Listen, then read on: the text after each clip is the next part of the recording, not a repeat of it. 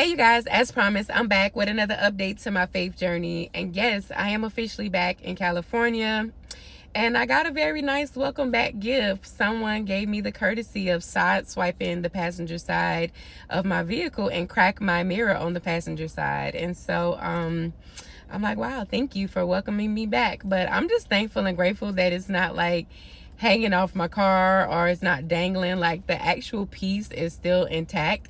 It's just the mirror part is cracked. And so I'm like, that can be replaced. But I just still was kind of confused on how that even happened, because when the doors are locked, the mirrors fold in.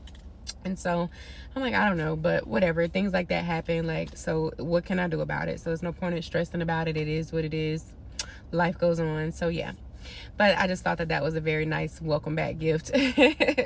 But let me tell you guys what kind of has been going on, or what my past few days have looked like. So on Tuesday, my plan was to kind of like sit down with my loved ones, just to spend some quality time and just have conversations, see what they were thinking and feeling and so forth. And so I was at my sister's place and I was waiting on my children to come get me so that we can like go out to eat. And it didn't really matter where we went. I literally just wanted to sit down. I didn't care where we went. We could have went to Waffle House, IHOP, whatever. Like, I really didn't care. And so if you know my children, you know how like they have pretty bad tempers. And so but here I am waiting at my sister's house, and my son had called, was like, well, where are we going? But he had already texted me and said that he wanted to get hibachi. And I'm like, cool, I'm cool with hibachi. Like, it didn't matter.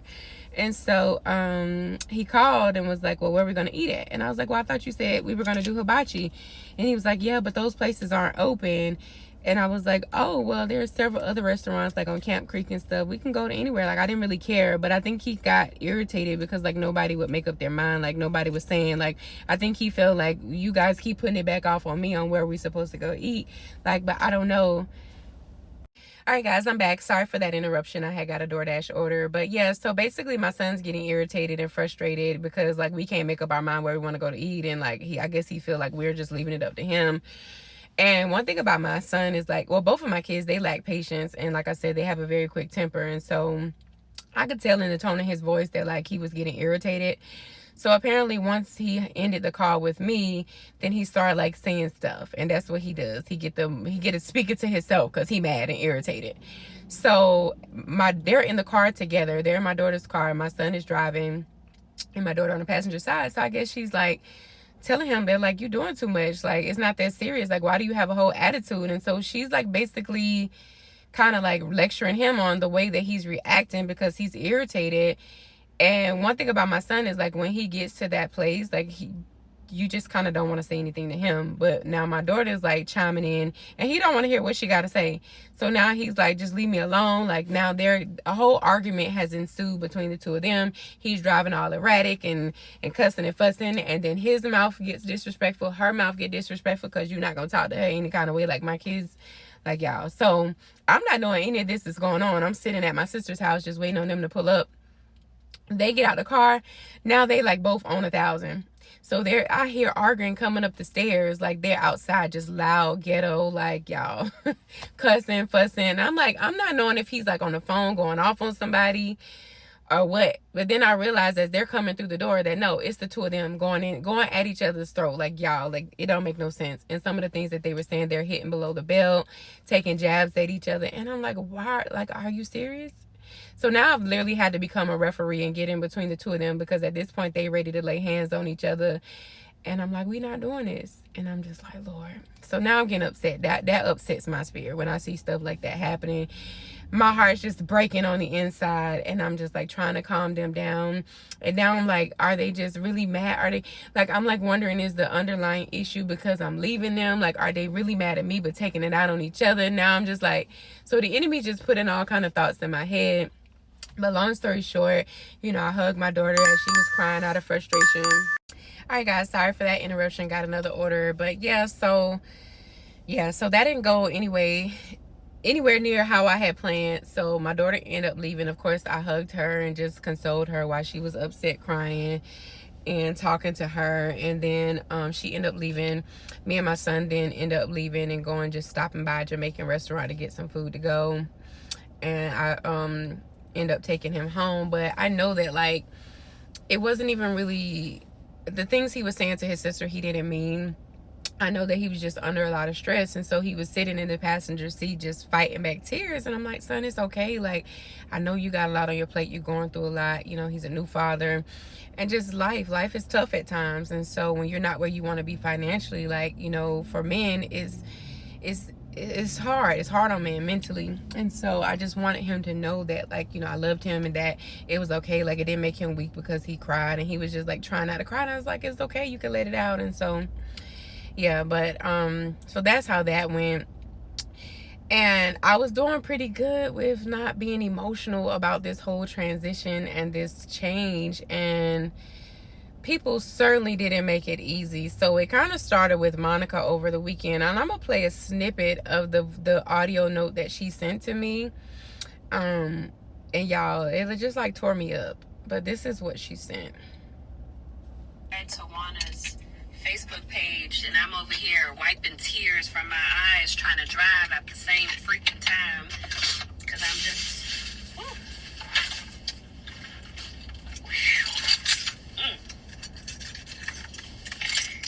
You will truly be missed.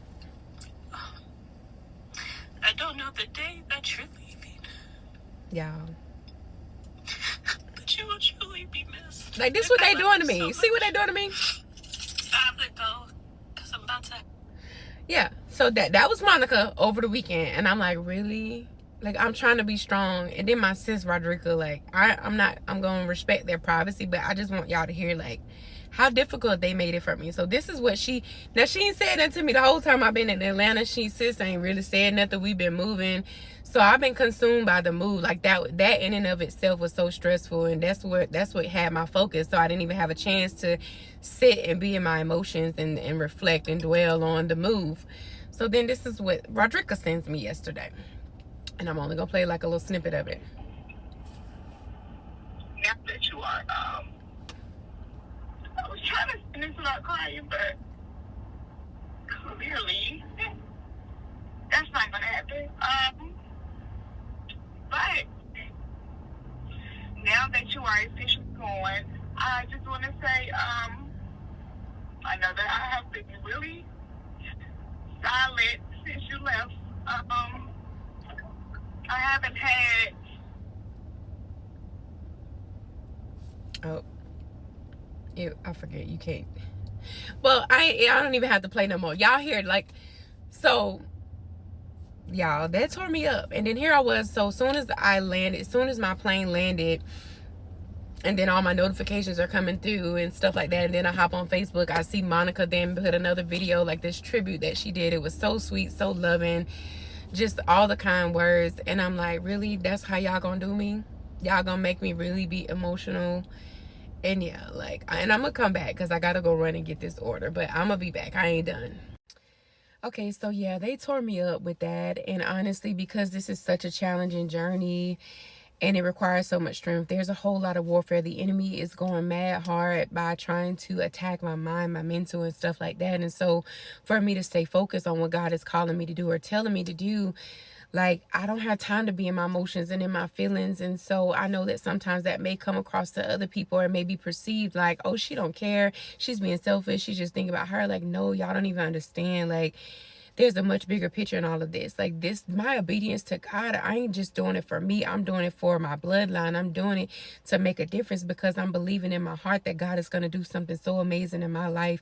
And it's going to then, like, rub off on all the people that are connected to me. Like, because trust and believe the kind of person that I am, when God blesses me, I'm going to be a blessing and share that with other people. That's just the type of person I am. So I've been trying not to, like, deal with the emotions of it all. I've been trying to stay focused, and because I ain't got time to sit around and be depressed and crying and sad and stuff like that. But yeah, that forced me to, like, process my emotions and deal with all that, and it wasn't easy. Yeah, so they really pulled on my heartstrings and really just forced me to, like, process those emotions that I was trying to avoid facing. And so here it was, I'm just landing and getting back to the airport, getting back to LAX, and I'm just getting off my plane. And I just was sitting there waiting because Stephanie was actually headed to that side of town. And so instead of me having to Uber back to where she was and so forth, she just told me that she would come pick me up once she got closer to that side of town.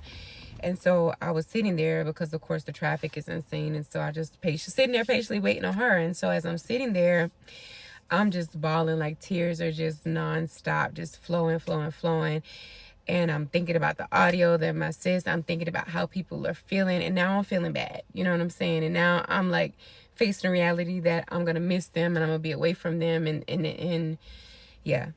And then just reading some of the comments under Monica's post, like what I had to realize, like some people that, you know, yeah, you greet people in church and in passing, and you, when pastor says, oh, hug your neighbor, greet this many people or whatever. And so that's what I do, and that's what's normal. But to see some people who I didn't even know that they felt the way that they felt towards me, to read some of those comments of people to just, you know, say such nice things about me and say how much I'm going to be missed, like, that really hit me hard, because I didn't even really know that some of those people, like, I just didn't even think that they would care that I was gone. And so, yeah, so that was a lot, just processing those emotions. And now that I'm back in California, it's like, okay, God, what's next? You know, like, I can only hope and pray that as I wrapped up things back in Atlanta and closed that chapter, that now God can like start unfolding things here in California for me. He can start revealing things to me.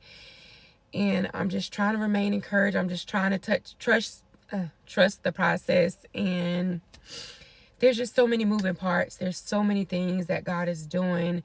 So this one move, there's so many elements to this and what God is doing in my life. And it's definitely stretching me in so many different ways and testing my faith. And so, but there's a level of excitement, and that's what keeps me going. And, you know, I've been able to build new community here in California, and it's the type of community that I've been able to build. For instance, I talked with Akila, who was the host at the last event where I spoke at.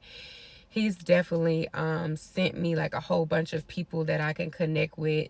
And like that was truly a blessing to me. So I sincerely appreciate that. He sent me some church recommendations and all sorts of things. And so I'm just extremely grateful and thankful. I'm somewhat excited about what God is about to do and to see the open doors. So yeah, that's where I'm at. That's the update that I have for you guys. I hope and pray that if this video reached your timeline, that it reached you in great spirits and in great health. Again, my name is Caressa. I love you guys. I'll be back with another update soon.